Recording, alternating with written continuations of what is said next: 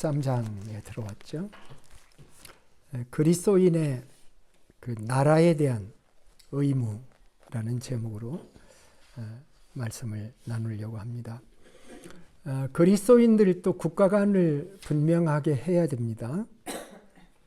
신앙이 나라에 도움이 되어야 되겠죠. 저마다 자기 살기 바쁜 세상이지만 우리는 나라를 생각하고 나라를 위해 기도하고 또 나라를 위해서 내가 도울 수 있는 일이 무엇인가 하는 것을 생각하며 사는 것이야말로 축복이 아닐 수가 없습니다. 국가라고 하는 체계, 공권력이라고 하는 이것을 어떻게 볼 것인가 하는 것이 항상 질문인 사람들이 있습니다.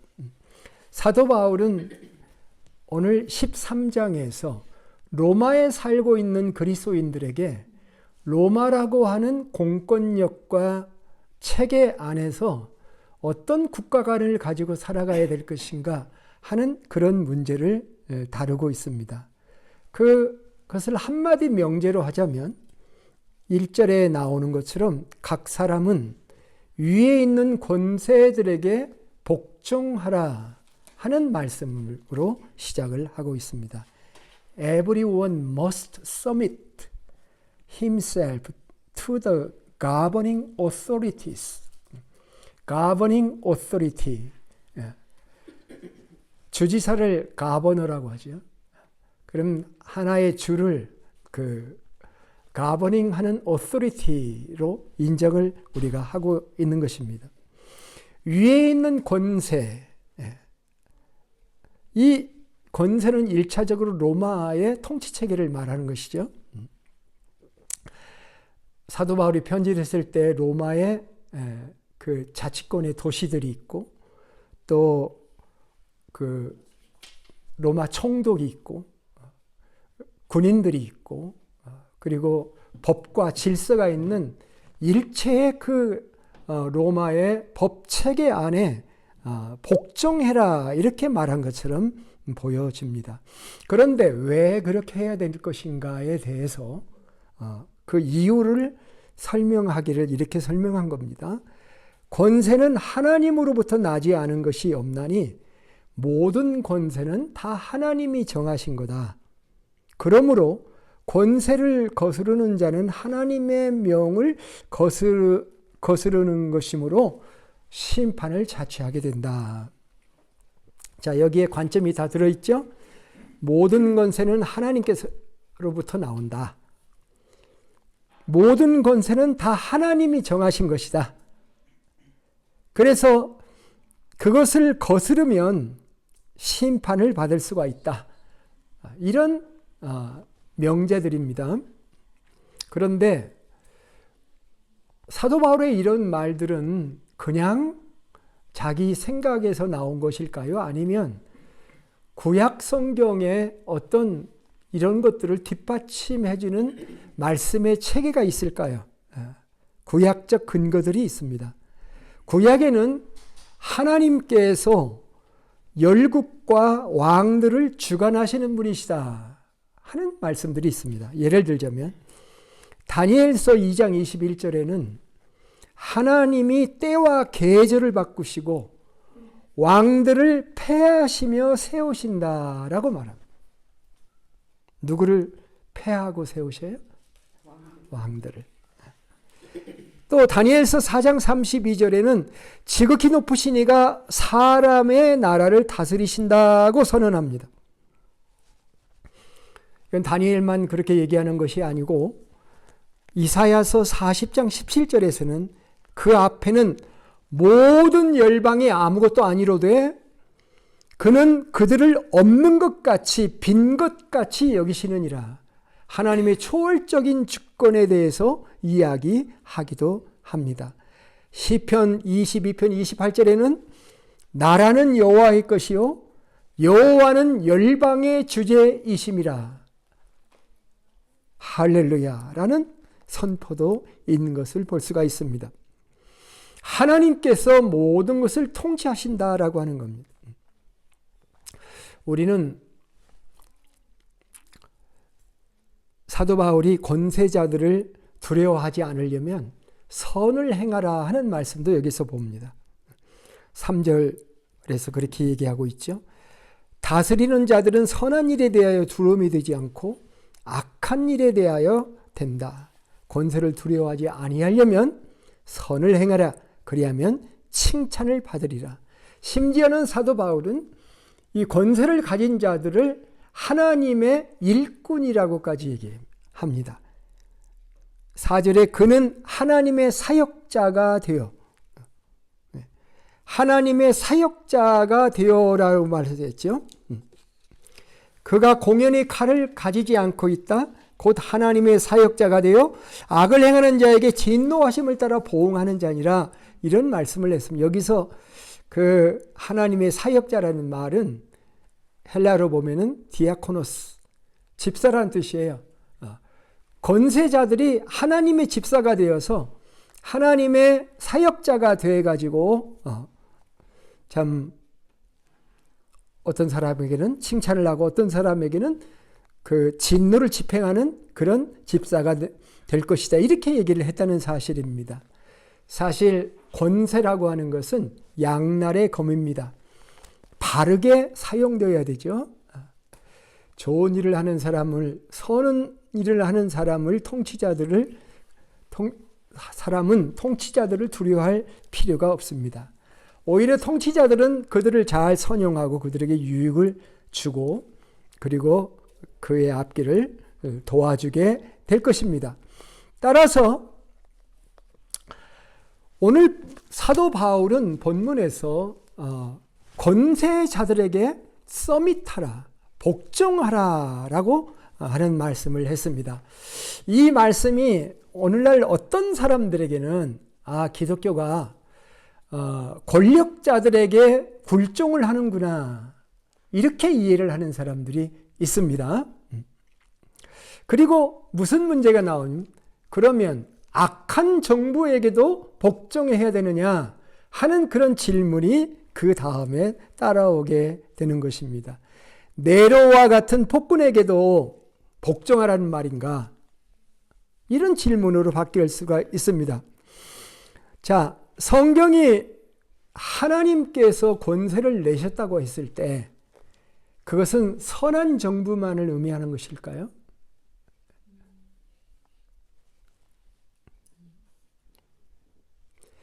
이렇게 질문을 바꿔보겠습니다. 인류 역사상 수많은 정부가 있었어요. 그렇죠? 수많은 그 문화들이 있었고 과거의 정부들이 끊임없이 지금도 있습니다만은 완벽하게 선한 정부가 이 세상에 있을까요? 예. 사실은 선한 정부가 있었다고 하면 이 세상은 요순의 시대가 되었겠죠. 그래 이 세상은 지금을 보면 얼마나 복잡한 세상이 되고 있는 것을 우리가 볼 수가 있는 것입니다. 바울이 이 말씀할 때에 아까 시작할 때 얘기했죠. 위에 있는 권세들에게 복종하라고 했을 때 사도 바울이 말했을 그 당시의 권세는 어떤 권세였다고 그랬죠? 로마라고 그랬죠. 지금 로마서를 우리가 하고 있지 않습니까? 로마에 살고 있는 그리스도인들에게 지금 사도 바울이 얘기를 하고 있지 않았습니까?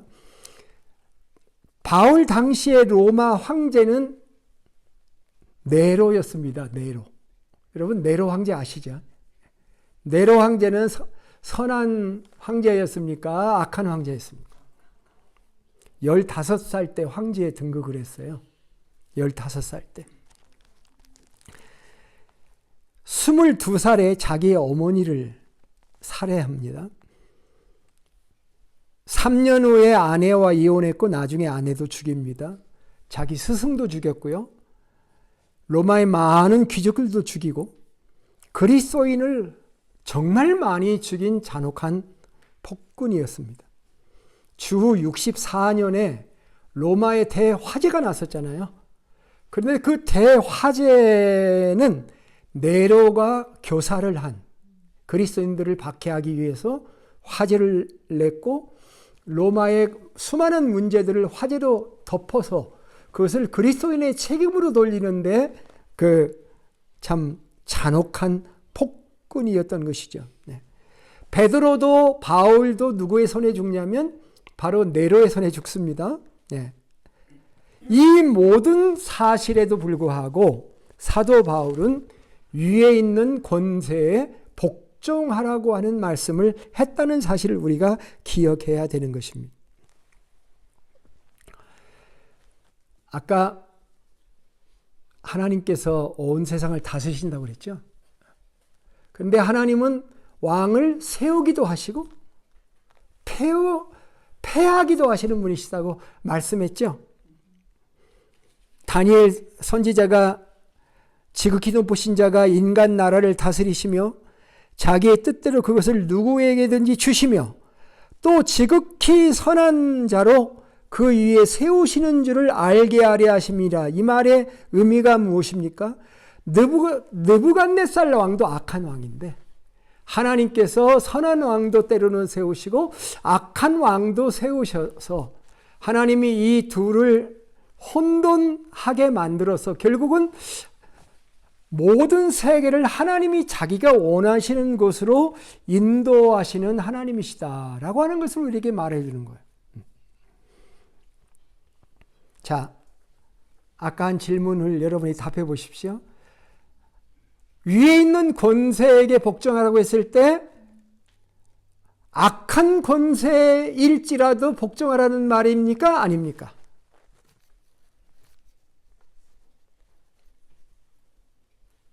지금 사도 바울은 네로 치하에서 이 말을 하고 있다는 것을 생각해 보시면 사도 바울의 포인트는 선한 권세일지라도 악한 권세일지라도 일단 하나님의 나라의 백성들은 권세에 복종하는 자세를 가져야 된다라는 말씀을 우리가 하고 있는 겁니다.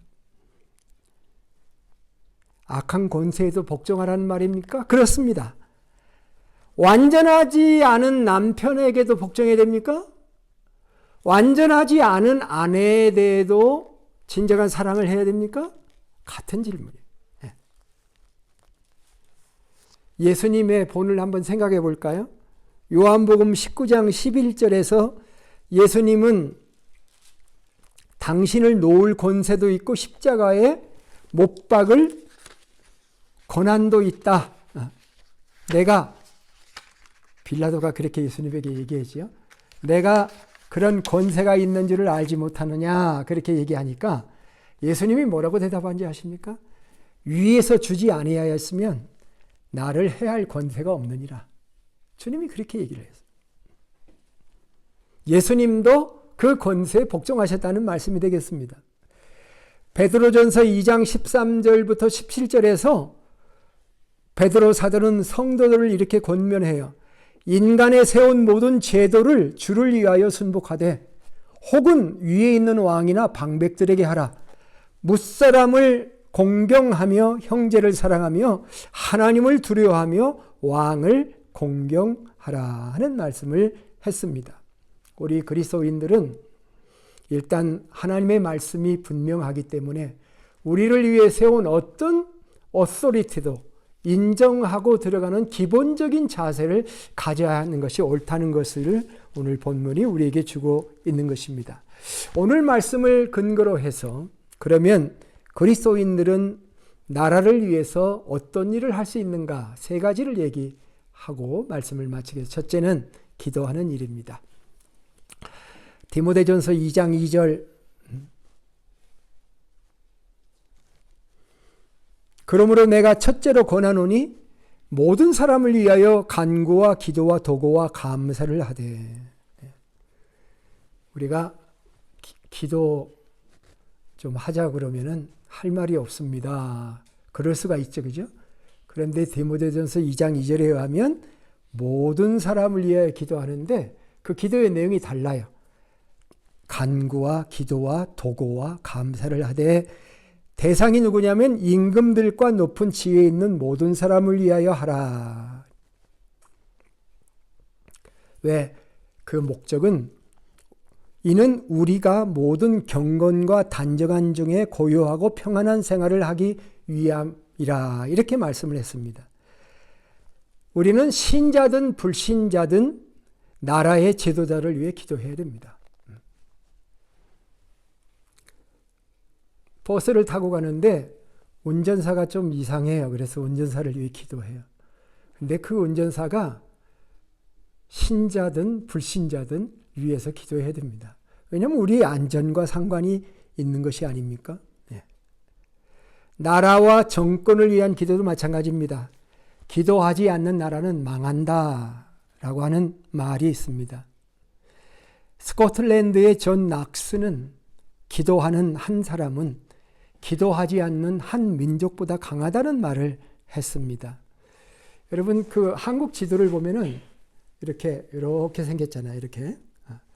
그 옛날에 그 자유당 시절에 국무총리 서리를 지냈던 이윤영 목사님이라는 분이 계셨었는데 그분이 이렇게 말을 했습니다.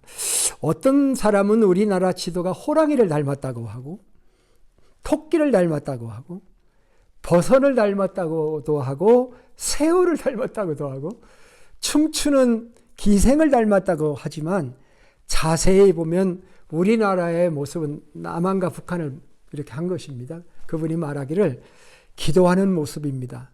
기도하는 모습인데 제주도는 벗어놓은 신발이고 본토는 무릎을 꿇고 두 손을 높이 모으고 기도하는 성도의 모습입니다. 우리는 나라를 위해 기도해야 됩니다. 기도로 세계를 제패해야 될 사명을 타고난 민족입니다. 하는 그런 말을 이분이 남겼습니다. 우리도 나라를 위해서 기도해야 됩니다. 정말 정치를 보면은 마음에 들지 않습니다. 야당이냐 여당이냐도 중요하지만 우리는 야당도 아니고 여당도 아니고 하나님 당이죠. 우리는 예수 그리스도를 주로 모시고 사는 하나님의 백성인데 야당을 위해서도 기도해야 하고 여당을 위해서도 기도해야 하고 두 번째 우리가 나라를 위해서 해야 되는 것은 세금을 제대로 내는 것입니다.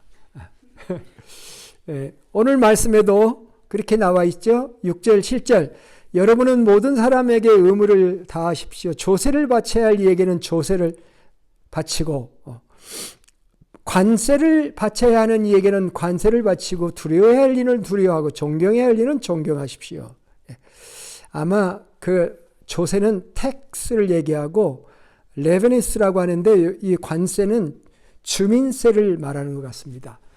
당시 로마 당시는 주민세가 있었고 또 텍스가 있었죠. 주민세는 12살부터 65세 주민은 모두 다 1데나리온씩을 바쳐야 되는 인두세였습니다. 결국 각종 세금을 회피하고 도망가지 말라라고 얘기를 한 것이죠. 미국에 이렇게 살다 보니까 참 텍스가 많더라고요. 월급 받았다고 텍스 내고 그 월급 받은 돈으로 물건 산다고 텍스 내고 돈 벌었다고 텍스 내고 돈 쓴다고 텍스 내고 그런 텍스의 세상인 것을 보는데 그 텍스를 나라에 봉사하는 것이라고 생각하고 우리가 낸다면 훨씬 더 우리가 의무를 제대로 하는 것이다 이렇게 볼 수가 있는 것입니다. 순교자 저스틴은 이런 얘기를 했어요. 우리는 오직 하나님께만 예배하고 있는데 그 이에 모든 것은 무엇이든지 당신에게 봉사하겠소.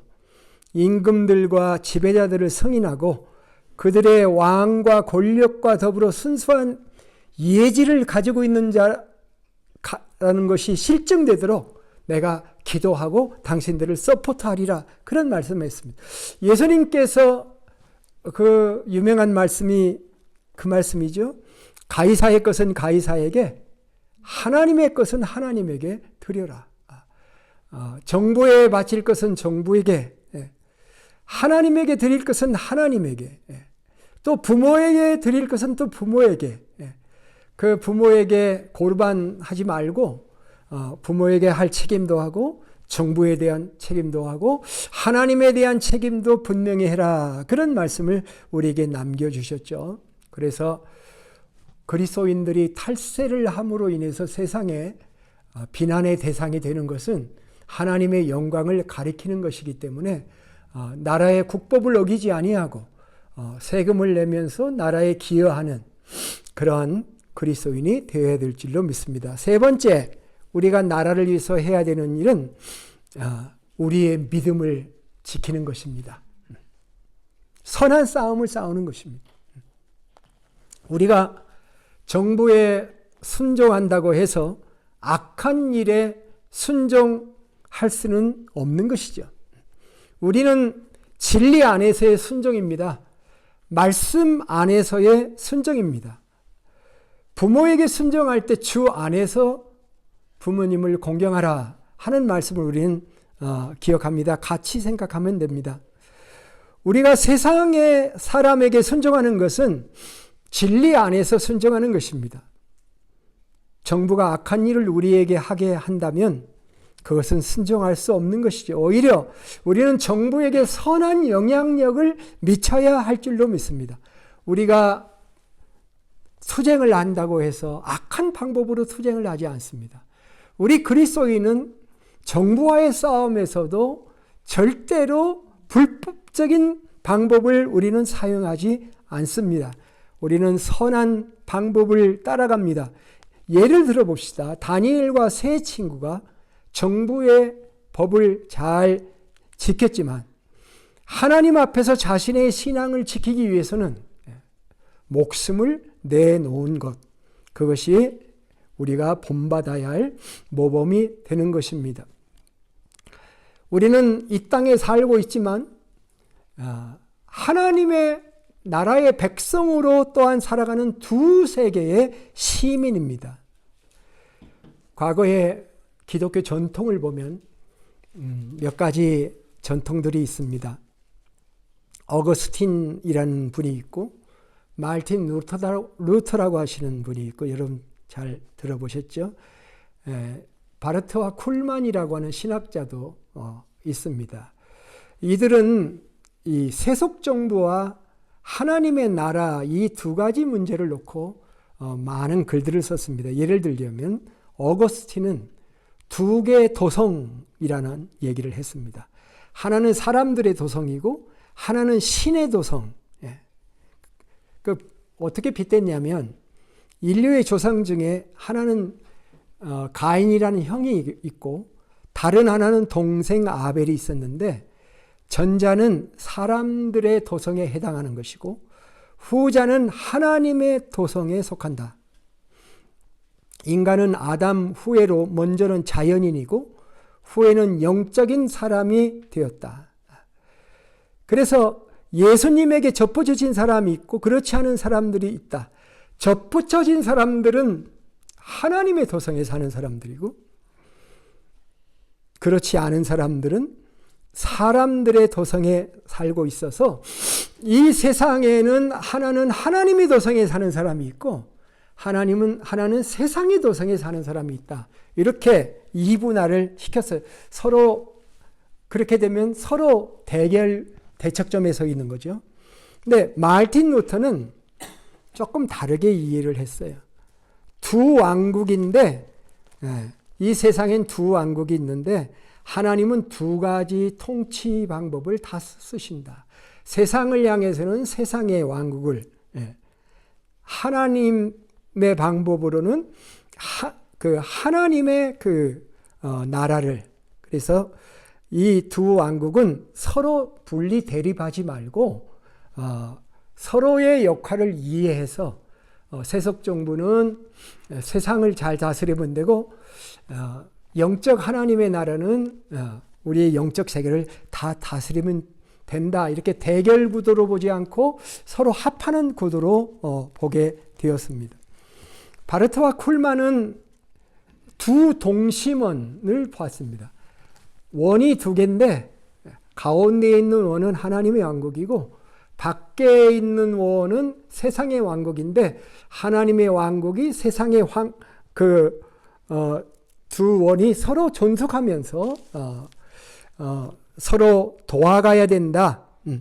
교회는 지상에서 그리스도의 몸으로 그리스도를 중심으로 하고 그리스도의 지배를 받고 이 두 원은 그리스도가 재림해서 하나님의 나라가 올 때까지 계속 존속된다. 이렇게 얘기를 했습니다. 서로 역할을 하면서 존속해야 된다라고 얘기를 했습니다. 이론은 참 좋아요. 두 왕국이 서로 다르고, 그런데 이 두 왕국이 서로 대결을 합니다. 중세 역사를 보십시오. 기독교가 그 로마의 국교로 인정된 다음부터 교회는 썩었나요? 발전했나요? 겉으로 보기는 더 이상 핍박이 없는 안전한 세상이 됐습니다. 중세 1000년 동안 교회는 무엇을 했냐면 세속 정부와 다퉜어요. 세속 정부 위에 서서 그 세속 정부를 지배하려고 노력했어요. 세속 정부 위에 서서 그 역사를 보면 그것이 그 중세 1000년 동안 쭉 내려오는 것을 볼 수가 있습니다. 종교개혁 시대가 돼가지고 국가교회, 그러니까 로만 카톨릭이 국가교회가 돼가지고 온 세상을 지배하려고 했지 않습니까? 그런데 종교개혁이 일어난 다음에는 또 어떤 일이 벌어졌습니까? 교회가 국가를 지배하는 양상이 달라졌나요? 아닙니다. 똑같습니다. 그래서 어떻게 됐어요? 마르틴 루터를 보호해 준 게 뭡니까? 그 독일의 영주들이 보호해 주고, 또 잉글랜드가 갈라져 나가면서 영국 성공회가 됐잖아요. 신학적으로 하나도 달라진 게 없어요. 영국 성공회가 뭡니까? 국가교회예요. 국가교회. 국민들에게 세금을 걷어서 종교세를 걷어가지고 신부들에게 나눠주고, 그렇게 해서 국가교회, 여러분이 성공회에 가보면은 교회 앞에 이 교회의 주인은 엘리자베스 여왕이며 뭐 이런 식으로 써 있어요. 여러분이 제가 그걸 한번 보고 얼마나 깜짝 놀랐는지. 그러니까 이 나라별로 분리 독립을 하면서 전부 국가교회가 된 거예요. 그런 국가교회가 되어서 국가가 교회를 지배하고 통치해서 우리 국가는 이 종교다. 그래가지고 그 종교로 백성들에게 세금도 걷고, 출생하면 그 출생 등록부가 교인 명부가 되어지는 그런 국가교회의 형태로 자라가고 있는 것을 볼 수가 있었었는데, 이게 미국에 와서도 역시 똑같습니다. 미국에 온 사람들이 각 지역의 프리마우스에 도착해가지고 청교도들이 와가지고 이 자유민주주의의 기본을 깔았다고 일반적으로 역사에서는 그렇게 가르치고 있지만, 사실은 지역별로 국가교회를 하고 있었던 겁니다. 불란서에서 온 사람, 영국에서 온 사람, 화란에서 온 사람. 그런데 그 가운데에서 국가교회를 탈피하고 진정한 종교의 자유를 설포한 사람들이 그 프로비덴스라고 하는 주에 있었던 로저 윌리엄스 침례교 계통입니다. 그분만은 무엇을 주장했냐면 모든 사람의 신앙으로 제한받지 않고 각자의 신앙을 유지할 수 있는 그런 나라를 만들어야 된다. 이것이 미국의 기독교의 기본이 된 것이고, 종교 분리 원칙이 여기에서 나온 거예요. 청교도 신앙인들에게서 종교 분리 원칙이 나온 게 아니에요. 그 가운데 있는 일파인, 오히려 청교도에게 핍박을 받아서 프로비덴스에 가서 활동하는 그 로저 윌리엄스를 중심으로 만들어진 그런 일단들이 결국은 영향력을 끼쳐서 결국은 모든 것들을 포함하게 되고 미국의 진정한 자유주의를 만들게 되어지는 그런 역사를 우리가 말할 수가 있게 되겠습니다. 이 얘기가 좀 곁으로 나갔습니다마는 예수님은 이렇게 말씀하셨어요. 십자가에 달리시기 전에 이런 말씀을 우리에게 해주셨죠. 내 나라는 이 세상에 속한 것이 아니니라. 만일 내 나라가 이 세상에 속한 것이었다면 내 종들이 싸워 나를 유대인들에게 넘어지지 않게 하였으리라. 이제 내 나라는 여기에 속한 것이 아니니라 라고 말씀했습니다. 이것이 우리에게 지침이 될 수가 있습니다.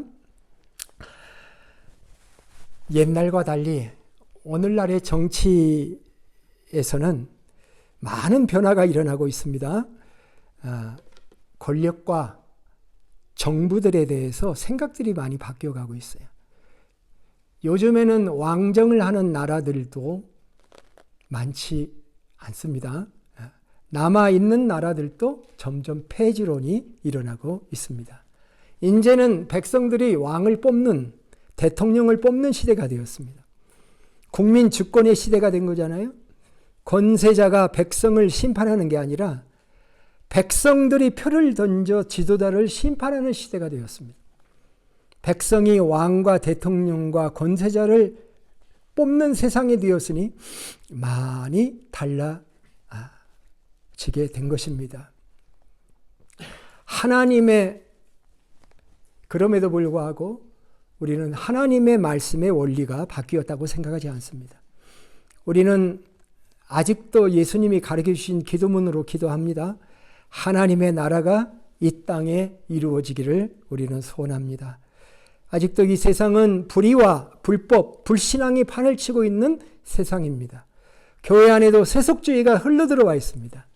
그러나 너희는 세상의 소금이다. 너희는 세상의 빛이다라고 하는 이 사명을 어떤 권세자나 어떤 지도자가 우리 위에 있을지라도 우리는 흔들림이 없이 그들을 위해 기도하며 나아가야 될 줄로 믿습니다. 나라를 위해 기도하는 용사가 되어야 됩니다. 이 나라에 주의 손이 함께하고 주님이 통치하시는 나라가 되기를 소원해야 됩니다. 우리는 시편 22편과 같이 땅의 모든 끝이 여호와를 기억하고 돌아오며 모든 나라와 족속이 주의 앞에 예배하리니 나라는 여호와의 것이요 여호와는 모든 나라의 주제심이로다 고백하면서 하나님의 나라를 바라다보며 하나님의 왕국을 살며 이 땅의 시민으로서도 충성스러운 시민으로 살아가지만 우리는 이 세상의 윤리보다 훨씬 뛰어넘는 하나님의 나라의 윤리를 가지고 산상수훈의 윤리를 가지고 사랑의 윤리를 가지고 우리는 나라의 법을 어기지 않기 위해서 노력하는 자일 뿐만 아니라 그 법보다 훨씬 초월의 법을 가지고 사랑의 법 안에서 이 땅의 많은 사람을 위해 기도하고 그들을 위해 헌신하며 주님이 부르시는 그날까지 이 땅에 하나님의 나라를 이루어가며 주님의 나라가 오는 그날까지 충성하는 하나님의 신실한 백성들이 되시기를 주님의 이름으로 축복합니다. 기도하겠습니다. 하나님 아버지 은혜를 감사합니다. 우리는 한 힘없는 그리스도인이지만 우리는 만왕의 왕 되시고 만주의 주가 되시는 하늘나라의 백성으로 이 땅에서 주님의 나라를 이루며 이 땅에서 하나님의 뜻을 위하여 헌신하는 주의 백성이 되고 싶습니다. 주님 도와주시옵소서. 이 세상의 시민, 훌륭한 시민일 뿐만 아니라 그것보다 더 큰 하늘나라의 시민으로의 자존심을 가지고 흔들리지 아니하고 감사하며 찬송하며 담대하게 당당하게 어떤 악에도 휘둘리지 아니하며 어떤 세속적인 유혹과 세속적인 억압이 우리에게 주어진다 할지라도 기도하며 승리할 수 있는 하나님의 선한 백성 되도록 축복해 주시옵소서. 악으로 선을 이기고 악을 악으로 갚지 않는 하나님의 능력인 백성일 뿐만 아니라 이 사회에, 이 나라에, 이 국가에 썩어지는 미랄이 되어지는 저희들 되도록 인도해 주시옵소서. 존귀하신 예수님의 이름으로 기도드립니다. 아멘.